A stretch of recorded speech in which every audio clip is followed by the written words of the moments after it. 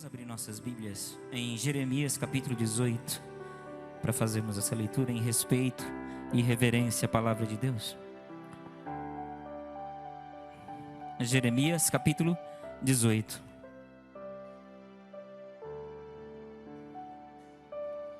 Obrigado, irmãos. Louvor.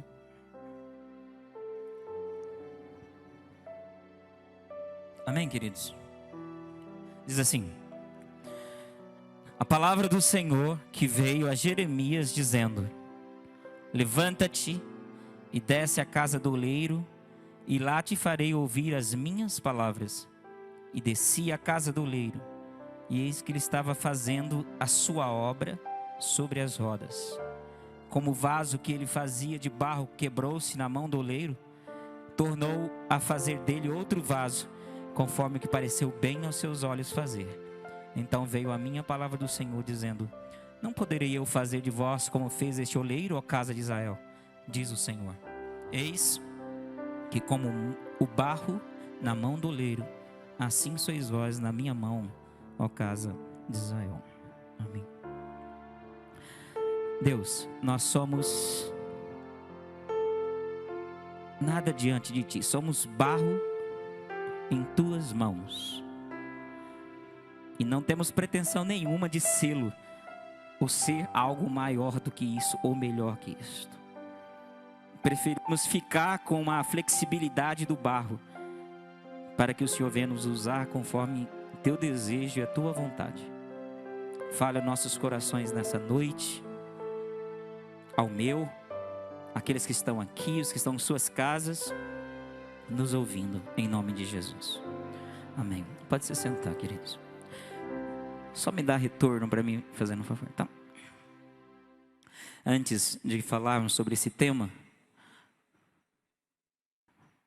vamos ler juntos, por favor, vamos lá?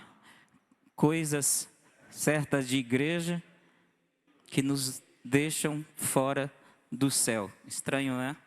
Vamos lá? Coisas certas de igreja que nos deixam fora do céu. Antecipadamente quero agradecer minha mãe que está aqui, Dona Hilda, né? E já vai fazer, sei lá, mais de 3 anos que ela teve AVC um tempo atrás, mais tempo, mas então não vá a uma igreja. E é um prazer tê-la aqui. O pessoal sabe como que a senhora é tudo para mim, né? Deus em primeiro lugar, e a senhora é a maior referência de minha vida, e muita alegria ver a senhora aqui, tá bom? Em nome de Jesus. Já foi apresentada minha irmã, eu ia falar Dona Isaura, mas a Deusa, o Adair, seu esposo, meu filho Pietro, Erivelto, segunda vez, terceira já pede hino. Meu filho Pietro, sua namorada Mari, e os irmãos e queridos que estão aqui nos visitando, que Deus possa nos abençoar. Amém? Coisas certas de igreja que podem nos deixar fora do céu. Obviamente, quando Deus me deu essa palavra, sabia, e até por pregar mais de uma forma textual, não conseguirei falar aqui. Então, nós vamos dividir a posteriori. Então, quero me ater à primeira parte dessa mensagem que Deus me deu, que é sobre esse tema específico, de nós, às vezes, estarmos na igreja, na casa do Senhor, e fazendo as coisas aparentemente tudo ok.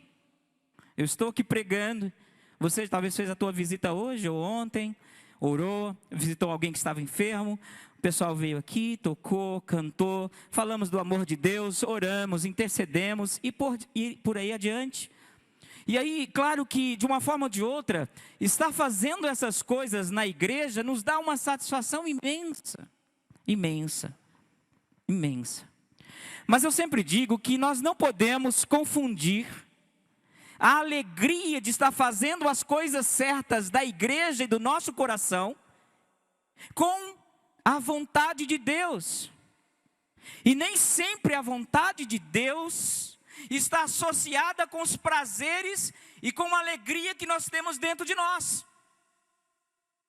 A gente pode errar o céu.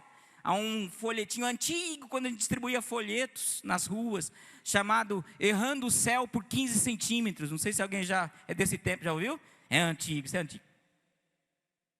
De que você pode estar fazendo tudo certo, tudo ok, mas não ser esta a vontade de Deus para a minha vida e para a sua vida.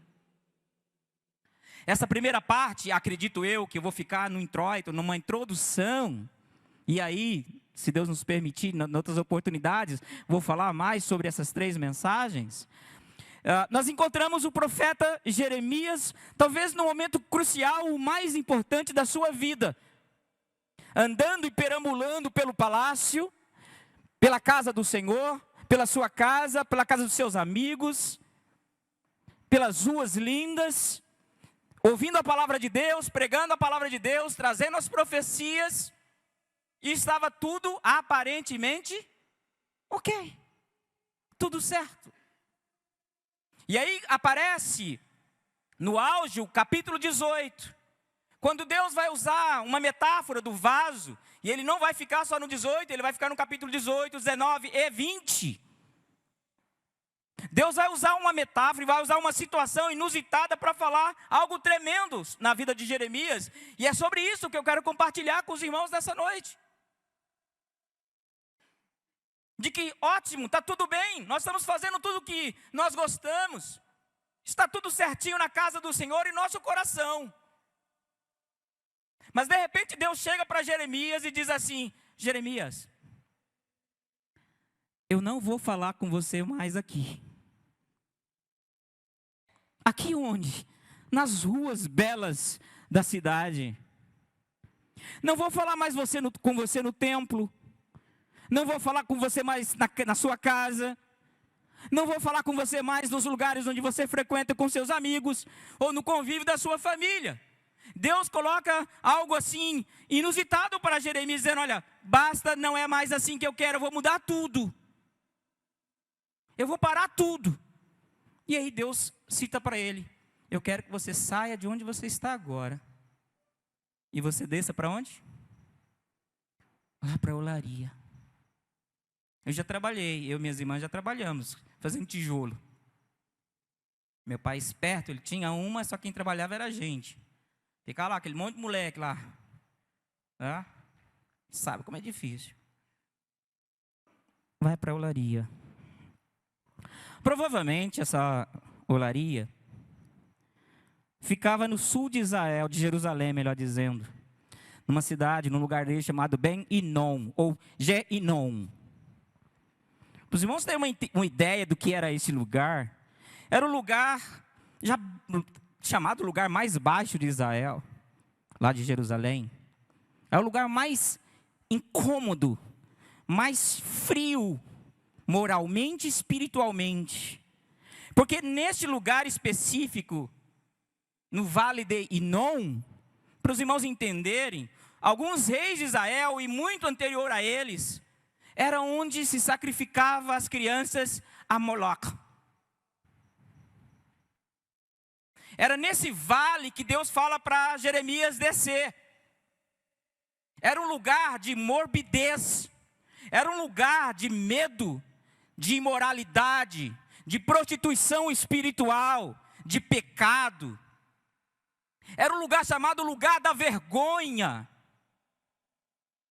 onde Israel praticamente pegava alguns presos de guerra, algumas pessoas que morriam, e eles jogavam nesse vale, ali onde ficava a olaria, lá no sul de Jerusalém, no lugar mais baixo, mais úmido. A olaria ficava lá, junto com animais mortos, com pessoas mortas. Quando eles não queimavam, deixavam sobre a terra, e os bichos vinham e durante tempo ficavam comendo aqueles cadáveres. E Jesus usou esse texto aqui para criar, chamado Vale do Inferno, que nós chamamos no Novo Testamento de Gena, que é o lugar do inferno. O inferno é usado nesse texto.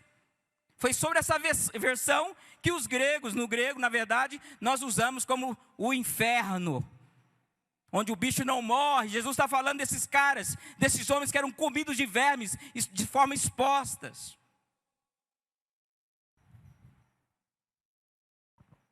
Eu questiono às vezes, de verdade, porque Deus vai me tirar desse conforto aqui.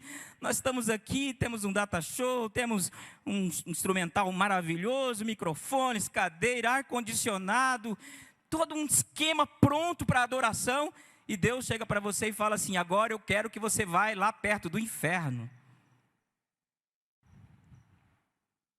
lá onde as pessoas levavam seus filhos, e no capítulo 19 nós vamos encontrar isso, quando Deus fala para Jeremias pegar um vaso, comprar um vaso, e talvez fosse esse vaso, e fosse nesse vale e quebrasse o vaso, quebrasse aquela botija, trazendo maldição sobre a nação de Israel, porque ainda então, sobre Manassés, eles sacrificavam os seus filhos, as suas crianças, queimadas vivas a Moloca. Ninguém entrava lá, ninguém queria saber desse lugar, na casa do oleiro. Ninguém queria. Mas havia uma pessoa que queria. E essa pessoa era Deus. Desce lá. Questiono muito algumas coisas de Deus nas minhas limitações. E eu falo assim, né, pastor? Para quê? Para quê? O senhor fala aqui, olha aqui, Senhor, tem ar-condicionado aqui, está tudo certo aqui na casa do Senhor, está tudo certo no meu coração, não tem nada errado. Mas coisas certas de igreja pode nos afastar do reino de Deus. Às vezes, a minha vida, a sua vida, às vezes as coisas estão muito corretas, irmãos, e é ali que o inferno pode criar um grande abismo. É ali que as coisas certas podem te levar para longe de Deus. Mas por quê? Por quê? Porque naquele exato momento de Jeremias 18, Deus não falava mais com Jeremias. E ele fala, desce para lá, porque é lá que você vai ouvir a minha voz. Mas e aqui, Senhor? Mas e aqui, Senhor? Mas e aqui, Senhor? Mas aqui está tudo certo, Senhor. Desce no lugar da humilhação, porque é lá que eu quero falar com você. Nós vivemos, irmãos, uma situação muito triste. Nós falamos, né, pastor, nessa escola retrasada, se eu não me engano, onde a gente vive uma geração de pregadores que nunca ouviram Deus. Tem umas pregadores por aí que eu não vou citar nome, até por ética e respeito, mas que fala tanta bobagem. Olha, isso aqui é um copo. Ele tem água, sabe por quê? Porque puseram água lá dentro. E puseram por quê? Porque um dia alguém vai beber. E vai beber por quê? Porque um dia você vai ter sede. Ah, sim, o Senhor. Que bobagem. Pregadores que nunca estiveram com Deus na olaria. Pregadores que no máximo estiveram com Deus nas igrejas.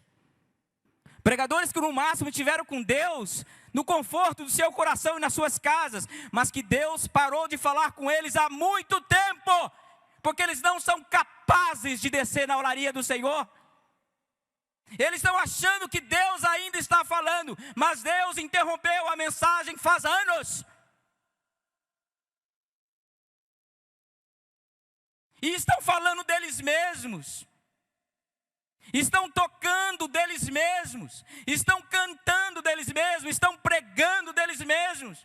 Do conforto do seu coração. Do conforto e da praticidade que a igreja nos proporciona. Quando eu falo igreja, não estou falando nada menos do que isso aqui. A instituição igreja. Nós estamos fazendo tudo certo, mas Deus parou de falar há muito tempo, porque Deus falou para Jeremias, aqui eu não falo mais com você, vai para lá, filho. Mas Senhor, vai para lá, filho, não é assim que eu quero. Não é desse jeito que eu quero. Não é desse jeito que eu peço. Gosto eu de um texto de Marcos 12, 32 e 34, que diz assim. Jesus, numa conversa com o escriba, Marcos 12, 32 e 34, Jesus diz assim.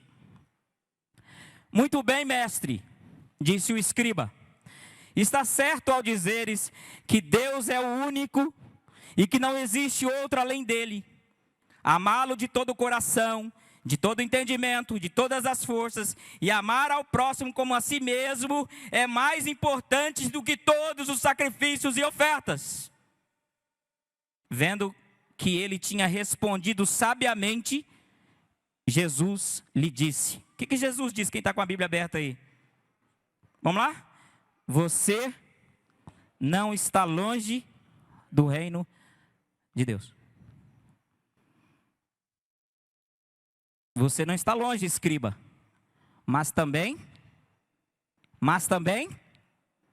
não está dentro.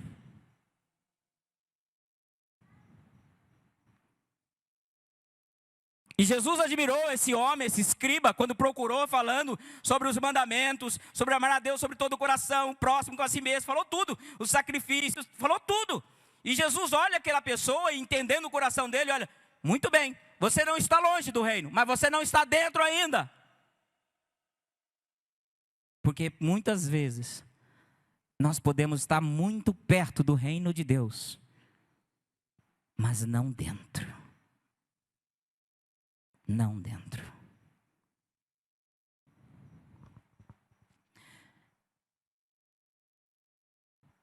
Você já se questionou se o que você faz para Deus é aquilo que realmente Deus quer que você faça?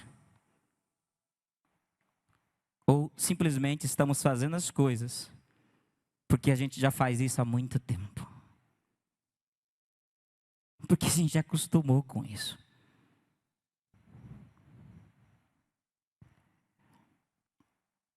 Meu objetivo é questionar a nossa fé nessa noite nesse aspecto. Nós somos cidadãos do reino. Amém, irmãos? Quem crê nisso, diga amém. Diga, eu sou um cidadão do reino. E é para lá que eu estou indo. É para lá que eu estou indo. Fora isso, irmãos queridos, não tem sentido o que estamos fazendo aqui. Se o céu não for nosso objetivo maior e único, nós estamos fazendo tudo certo para a igreja, tudo certo para o nosso coração, mas nós estamos longe do céu, bem longe do céu. Não estamos distante do reino, mas estamos não dentro, e eu quero estar dentro do reino. Isto posto, gostaria de refletir sobre algumas coisas, algumas verdades importantes, para nós entendermos essa primeira parte, que eu vou dizer que é uma introdução do que, se Deus nos permitir, em outras oportunidades, eu quero falar. Sobre esse reino, que nós devemos estar dentro, e que nós, muitas vezes, nos perdemos ali, porque não temos a simplicidade e a humildade de descer a olaria, de sair dos nossos confortos pessoais para ouvir Deus nos lugares onde talvez nós não gostaríamos de ouvir, né? Mas é preciso estar lá, porque é lá que Deus está falando. Nunca ouça uma pessoa que não esteve com Deus. Não importa quem seja.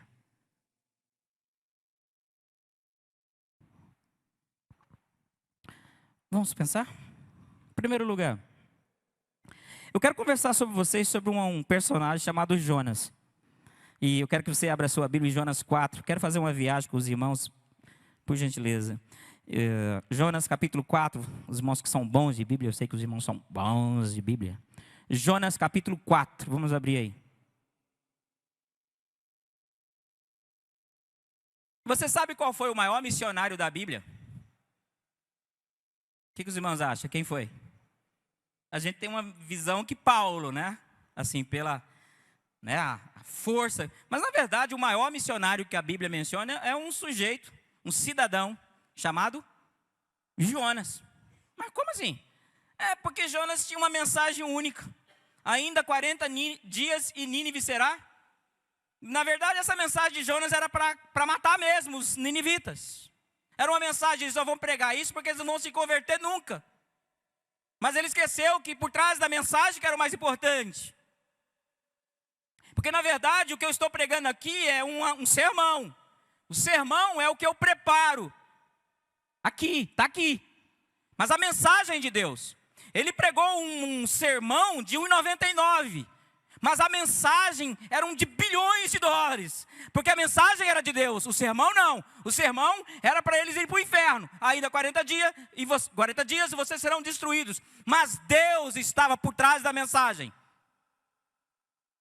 E ele prega aquela mensagem. E Jonas é o primeiro maior exemplo de que, às vezes, nós estamos no reino de Deus, no campo missionário, fazendo a obra de Deus. Nós estamos fazendo de qualquer jeito, de qualquer forma. E a gente acha que Deus aceita absolutamente tudo. De qualquer jeito, de qualquer forma.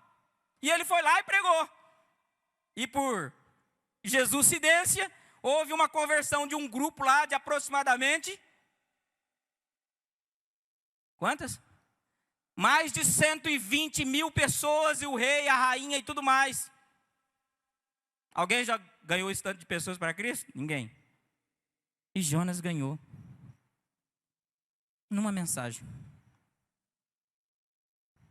Uma mensagem. Jonas não queria que Nínive se convertesse, que os assírios se convertessem.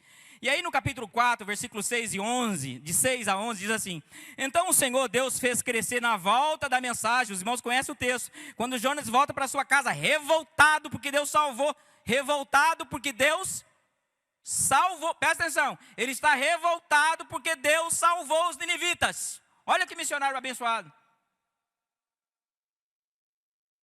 Fazendo as coisas certas da igreja, porém longe do céu. Não era de Deus, não era do céu. Jonas estava longe do reino, mas estava fazendo a coisa certa, pregando. Então o Senhor fez crescer uma planta sobre Jonas, capítulo 4, versículos 6 e 11, para dar sombra à sua cabeça, para livrá-lo do calor. E Jonas ficou muito alegre. Mas na madrugada do dia seguinte, Deus mandou uma lagarta atacar a planta, de modo que ela secou. Ao nascer do sol, Deus trouxe um vento oriental muito quente, e que o sol bateu na cabeça de Jonas, a ponto que ele disse, quase desmaiar, a ponto dele quase desmaiar. Com isso ele desejou o que, queridos? Morrer, e disse: para mim seria melhor morrer do que viver. Mas Deus disse a Jonas: você tem alguma razão para estar furioso por causa dessa planta? Respondeu Jonas: sim, tenho, e estou furioso a ponto de querer morrer. Mas o Senhor lhe disse: você tem pena dessa planta, embora não tenha podado, nem tenha feito crescer nada. Ela cresceu numa noite, e numa noite morreu. Contudo, Nínive tem mais de 120 mil pessoas, que não sabem nem distinguir a mão direita e da esquerda, além de muitos rebanhos. Não deveria ter eu pena dessa grande cidade? Jonas disse: não. Quem que é o membro dessa na igreja, né? Aqueles dá vontade de batizar e deixar lá 10 minutos debaixo d'água. Ele estava com pena de uma planta que Deus tirou dele. E Deus fala: rapaz, presta atenção aqui, espera um pouquinho aqui, calma aí, deixa eu entender. Você está com pena dessa árvore que eu plantei para te ajudar, só para te dar uma sombrinha. E você gostaria que eu não tivesse pena e compaixão de 120 mil pessoas? Gostaria, Senhor. Eu pergunto para vocês: como pode uma pessoa dizer que está no reino de Deus e não tem a capacidade de entender todas as nuances envolvidas nesse processo de conversão do pecador desgraçado que está longe de Deus? Uma pessoa dessa não tem Deus na sua vida? Não tem. Mas ele está fazendo as coisas certas? Está pregando? Foi para onde Deus falou, muita insistência, mas foi. Evangelizou? Ganhou as pessoas para Cristo? Ganhou as pessoas para Cristo. Salvou uma cidade inteira, um país inteiro. Salvou uma cidade inteira, um país inteiro. Mas estava longe do céu. E esse texto é estranho. Jonas é estranho, porque o texto acaba por aí. Não fala mais nada. Jesus é enfático, irmãos, quando ele diz, né, que proveito há o homem ganhar o mundo todo e perder a sua alma. Jonas ganhou uma cidade inteira, mas ele estava totalmente perdido. Perdido. Estava confortável, sim. Estava fazendo as coisas da igreja de Israel, sim. Com raiva, sim, mas estava fazendo. Mas não estava longe, mas não estava dentro do reino de Deus.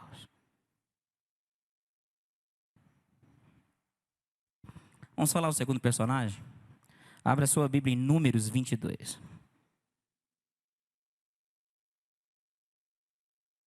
Um homem, um profeta. Qual foi o maior profeta que existiu na Bíblia, os irmãos lembram? Jesus disse. João. João não fez um terço do que Eliseu fez. E nem Elias. Que fica muito claro que o fato de você ser um grande homem de Deus não está associado às coisas que você faz, mas à mensagem que você carrega. Ok? Fica bem claro isso. João não fez absolutamente nada além de batizar algumas pessoas em Jesus. Como profeta. Mas ele é o maior de todos que nasceram, antes e depois dele. Porque a mensagem dele era mais importante do que as coisas que ele fez. Que ele fazia.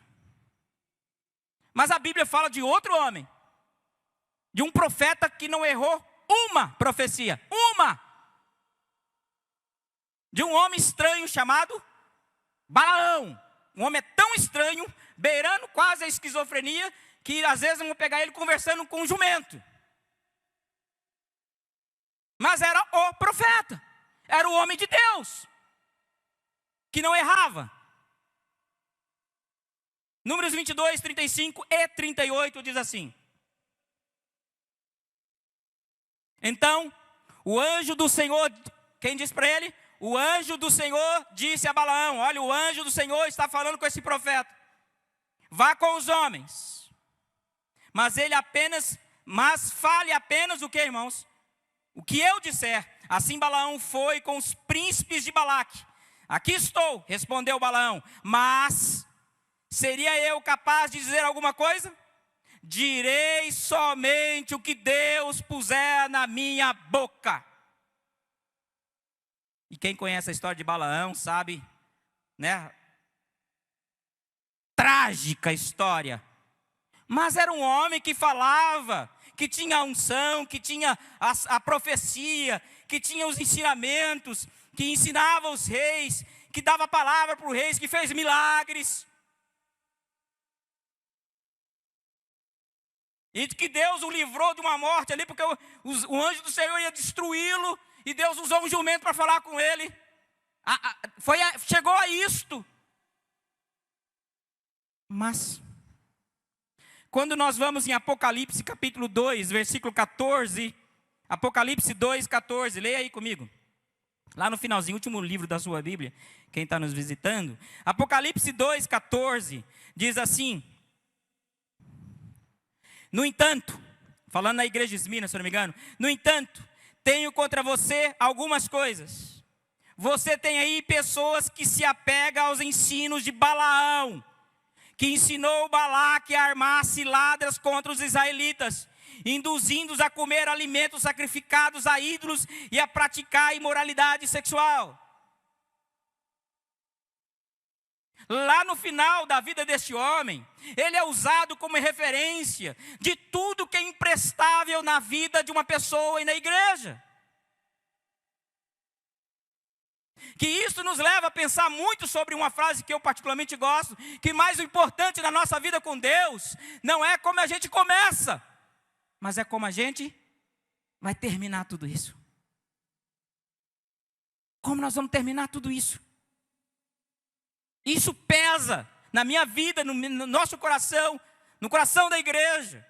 Que não importa se você é usado por Deus, se Deus usou um jumento para falar com você, se Deus usou outro bicho para falar com você, se Deus deu uma profecia para você, se você foi usado por Deus para cantar, para pregar, se você foi usado por Deus para visitar pessoas doentes, para curar enfermos, para ser um instrumento de Deus para transformar vidas. Olha, irmãos, que coisa linda, mas isso é coisa de igreja. É satisfação nossa, é uma alegria nossa.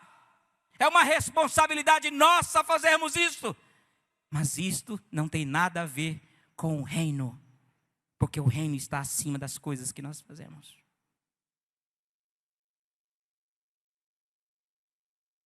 São coisas certas que Balaão fez. São coisas certas que Balaão estava fazendo. Mas que o levou para onde, queridos? Para longe do céu. Um amigo meu, professor nos Estados Unidos, em Minnesota, ele dizia assim, um teólogo, ele dizia assim que o inferno será um lugar de muitas frustrações, decepções e curiosidades. E que o céu também.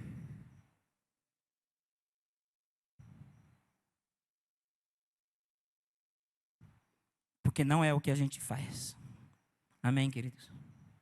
É bom estar fazendo? É bom estar pregando aqui? Eu tenho a minha paixão de pregar nas coisas de Deus, de falar. Os irmãos que tocam, eu vejo aqui os irmãos executando os instrumentos, eu vejo pessoas pregando, pessoas ensinando, os ministérios acontecendo.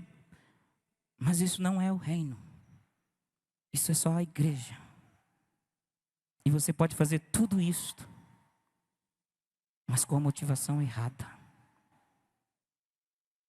Lembra de Jeremias? Deus não estava falando com ele mais lá em Jerusalém. Era lá onde as crianças eram sacrificadas a Moloque, no barro.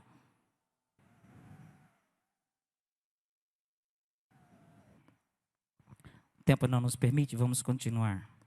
Vou falar outra pessoa para os irmãos entenderem coisas certas de igreja que nos deixam fora do céu. Lucas 18, abra comigo, por gentileza. Lucas 18.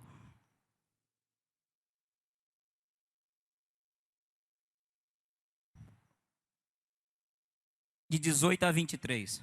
O jovem rico, que achava que cumpria todos os mandamentos, mas que não entendia o real significado de nenhum deles.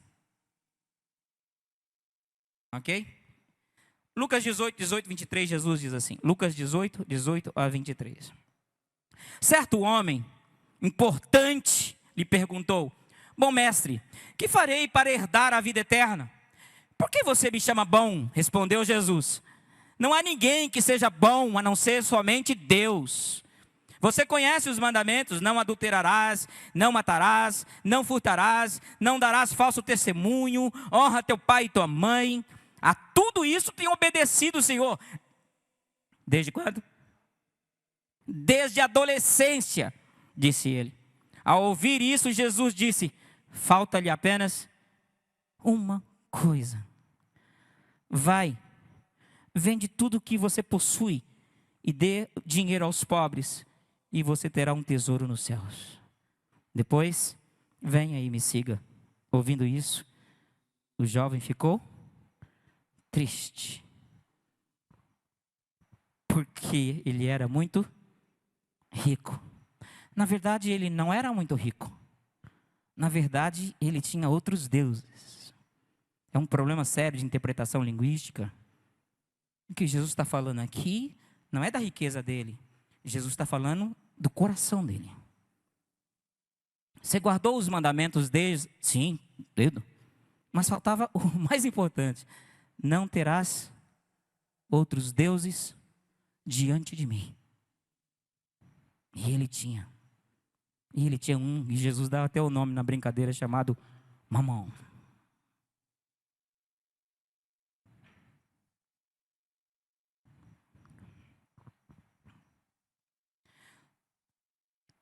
Olha, irmãos, esse é um dos textos que às vezes me entristece. Me entristece. Porque Deus deve ser único na nossa vida. Amém? Amém? Ele é único. E Deus não quer que você viva uma vida de miséria. Quem prega isso também é bobagem. Deus quer que você seja abençoado em tudo. Em tudo. Amém? Deus quer que você seja próspero. Absolutamente em tudo. E eu creio nisso piamente. Deus só tem um problema. Ele não quer que você inverta os valores das coisas. Primeiro Deus. Primeiro Deus. aquele jovem estava ali na igreja, entre aspas, desde criança. A gente vê as crianças aqui na igreja, né? E é gostoso ver isso, né? E eu vejo minha mãe ali, me dá um déjà vu aqui, né? De, sei lá, 7, 8 anos, eu estava na igreja com ela lá em Jales, na primeira igreja batista ali em Jales. Era um molequinho. E é claro que eu não podia correr assim, porque chegava em casa e ela me batia pra caramba. Hoje eu olho pro meu filho torto, por que você tá olhando pro Pietro assim? Eu falo, só me bateu a vida inteira. Mas você merecia. Lembra do tombo que eu caí lá da Morena? Fui contar e conta, chorando, quebrado, ainda apanha. Mas foi bom só ter me batido, sabe? Aquelas cicatrizes que ficaram em mim, me afastaram da desgraça e do inferno. E foi por elas que eu ainda estou aqui em pé, pregando o evangelho, senão estaria ou preso ou morto, mãe. Não se arrependa de nada que a senhora fez. Mas eu descontei minhas irmãs depois. Eu era um moleque lá em Jales, né? O Jonacir, eu conheci o Jonacir, assim, nós nos víamos ali ainda moleque, né, Jonacir? Ganhei a geração do Jonacir, eu ganhei quase toda aquela molecada ali. Eu era líder de jovens lá naquele tempo.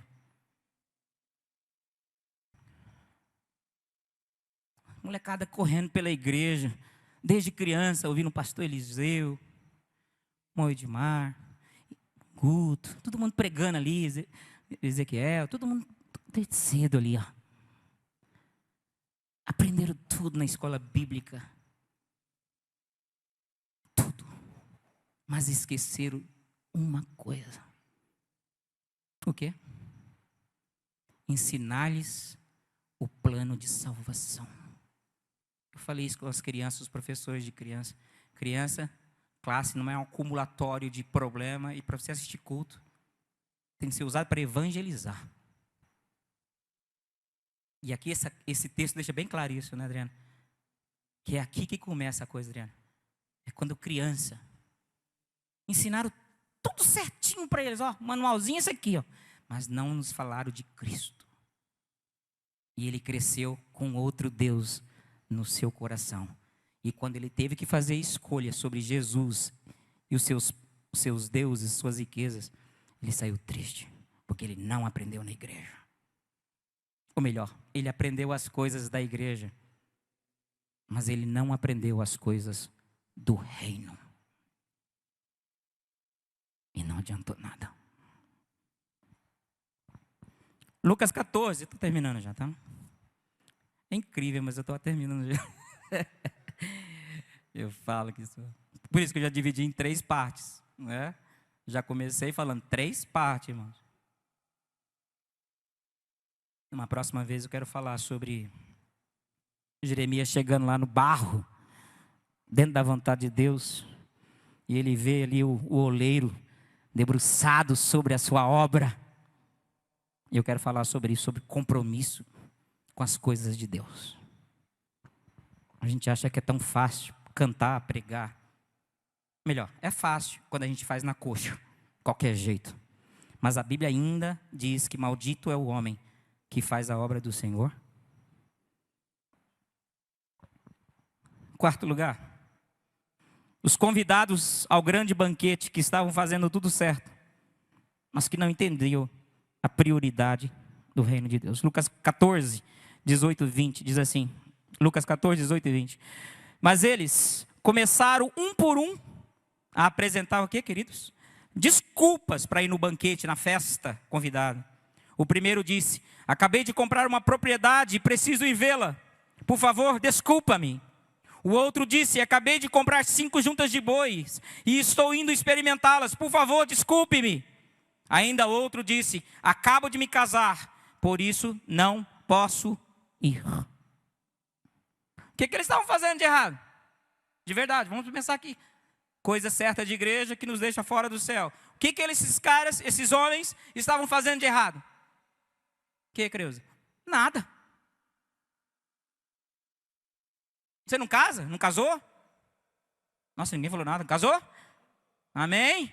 Misericórdia?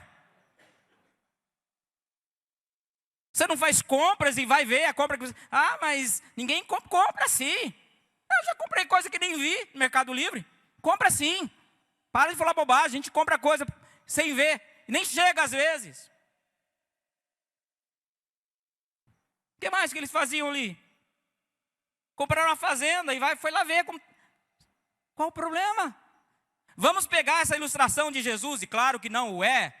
Estou usando apenas como ilustração. Vamos usar essa ilustração de Jesus falando de pessoas comuns na igreja.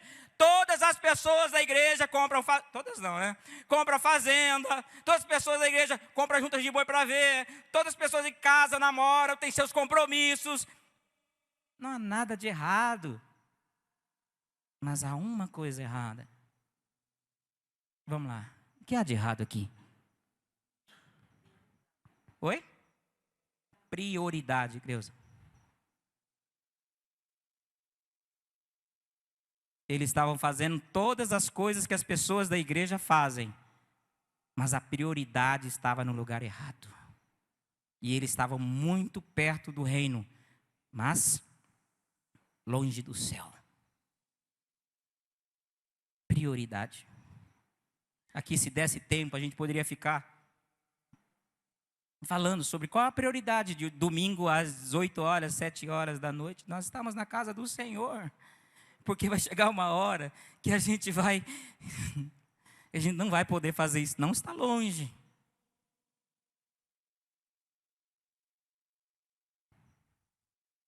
A prioridade está na igreja, não está em casa.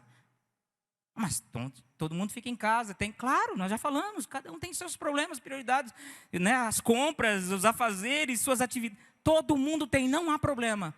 A gente só não pode esquecer que Deus sabe de tudo. E no final, não vai ser entre você e o Eliseu e o pastor nosso. No final será entre você e Deus.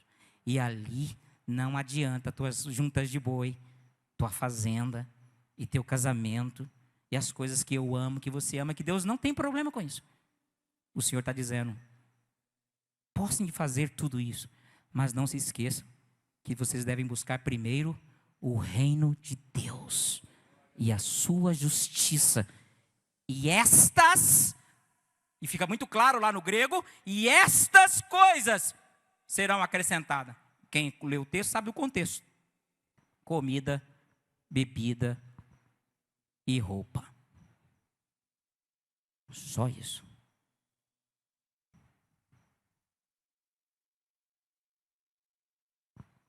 Os convidados às bodas do Cordeiro esqueceram de que a gente pode estar fazendo um monte de coisas certas, até abençoada por Deus, mas não é aquilo que Deus quer naquele momento. Tal qual Jeremias, que Deus disse, aqui eu não falo mais com você, vai lá para outro lugar, aqui parou.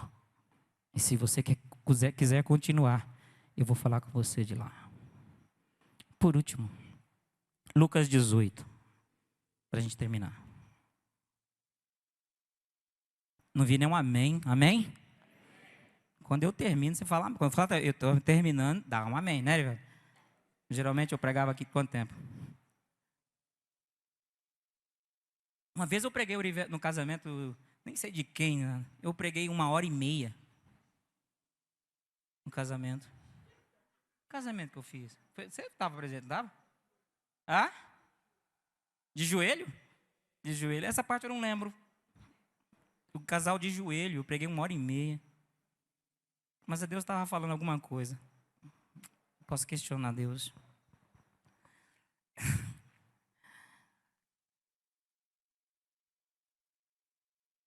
O fariseu e o publicano esqueceu de que Deus não se preocupa com o que você faz, nem com a aparência das coisas.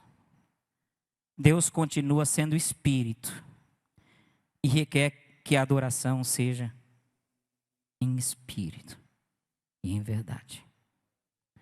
Lucas 18, para terminar, Jesus vai falar um pouco sobre coisas certas de igreja que nos deixa fora do céu, se nós não tomarmos cuidado. Lucas 18, de 9 a 14, Jesus vai contar essa seguinte história. Alguns que confiavam na sua própria, olha aí, sua própria justiça, e desprezavam os outros, Jesus contou essa parábola. 2 homens subiram para onde? Para a igreja. Olha para você ver, está fazendo a coisa certa, melhor que muitos, estão indo para a igreja. 2 homens subiram ao templo para orar. Também é uma coisa certa, que tem gente que nem ora na igreja. Está conversando sobre tudo, menos do reino. O pastor está à frente, pregando, a semana inteira orando, vigiando, o pessoal louvor, a pessoa está falando lá sobre, sei lá, o que ela está falando lá. Mas eles subiram para orar, eram crentes. Um era fariseu, religioso, lá da linhagem de Paulo, e o outro era um publicano, um pecador qualquer, que não tinha respeito ou dignidade entre os judeus. Mais ou menos isso. O fariseu, em pé, na igreja, orava no íntimo dizendo: Deus, eu te agradeço porque não sou como os outros homens. Olha que coisa maravilhosa. Quais outros homens que ele estava mencionando que ele falou para Deus que ele não era? Vamos lá. Ladrões, corruptos e adúlteros. Nem mesmo como este publicano que está do meu lado, esse irmãozinho que está do meu lado. Olha o que ele fazia para o reino de Deus, para a igreja. Jejum 2 vezes por semana, você faz isso? Ele fazia. Dou dízimo de tudo quanto ganho, e assim vai. E o texto continua. Mas o publicano ficou à distância, e ele nem ousava olhar para onde, irmãos? Para o céu. O fariseu olhava para o céu, para Deus e para si. Ele não tinha coragem nem de olhar para o céu. Mas batendo no peito dizia: Deus, tem misericórdia de mim, porque eu sou pecador. E eu lhes digo que este homem, e não outro, foi para sua casa justificado diante de Deus. Pois quem se exalta será humilhado, e quem se humilha será exaltado. Eu vou fazer uma pergunta muito óbvia. Qual o problema do fariseu aqui? O senhor não prega que essa é o tipo, tirando, confiar em si mesmo. O senhor não prega isso? Não é isso que nós ensinamos para as pessoas que nos escutam? Não é um manual da igreja? Uma pessoa que ora, que participa, que esteja envolvido com o reino do Senhor, que vem para a igreja, que faça parte dos ministérios e tal, que não seja um pecador lá fora, que dê um bom testemunho. Tudo certo. Com o fariseu. Mas tinha uma coisa que estava errada. E qual era a coisa? Oi? Era para ele.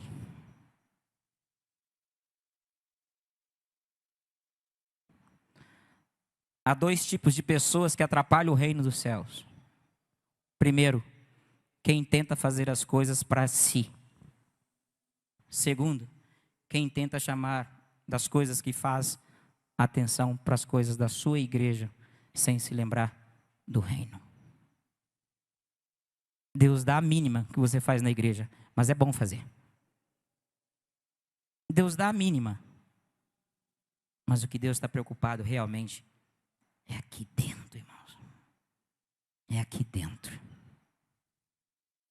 E se aqui dentro não for bom, a gente precisa parar e mudar tudo.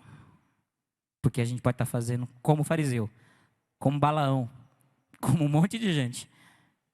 Tudo certinho para a igreja. mas totalmente longe do reino de Deus.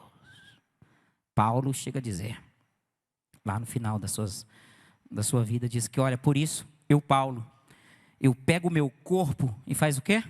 Esmurro o meu corpo, esmago o meu corpo, mantenho sob submissão e escravidão, para que, depois de pregar a muitos, eu mesmo não seja reprovado. Porque Paulo dizia, não adianta eu fazer esse monte de coisa, se lá no final eu não tenho a vida eterna. O mais importante é lá no final. Eu gostaria de ler uma frase com os irmãos, de um escritor meu particular, que eu gosto muito. E talvez eu sou um árduo leitor do C.S. Lewis, que é o escritor das Crônicas de Nárnia, que é um cristão poderoso. Indico quem não conhece, lê C.S. Lewis. Adolescente, ele escreveu as Crônicas de Nárnia, um grande apologeta da fé cristã, talvez um dos homens mais brilhantes para mim, dos últimos 50, 60, 70, 80 anos, talvez aí, o C.S. Lewis. E eu gosto dessa frase do Lewis, que ele diz assim, eu queria convidá-los, ficou pequeno isso aí, mas dá para ler, né? Vamos ler juntos, por favor. Vamos lá? Todos nós desejamos progresso. Mas se você está na estrada errada, progresso significa fazer o retorno e voltar à estrada certa. Neste caso, o homem que volta atrás primeiro é o mais progressista. Uma frase idiota, teve uma pessoa pregando, foguete não dá ré. Meu irmão, me poupe, não está dando na cara de pregador que fala essas coisas. Foguete não dá ré sim. Tem momento na nossa vida que o maior daquele que evolui e que vai ao progresso e que vai crescer é aquela pessoa que faz o quê? Os recuos necessários. E foi o que Deus falou para Jeremias. Jeremias, está tudo ótimo aqui, mas eu quero que você recue. Recue para onde? Lá atrás. Lá no vale onde sacrificavam as crianças. Lá na lama. É lá que eu vou falar com você, é lá que eu quero te usar. É lá que você vai ouvir a minha voz. Está tudo certinho, Jeremias, mas não é assim que eu quero. E eu termino com essa reflexão, que a gente precisa parar e avaliar. Já dizia o sábio, que uma vida não examinada não é digna de ser vivida. Que façamos isso em nome de Jesus.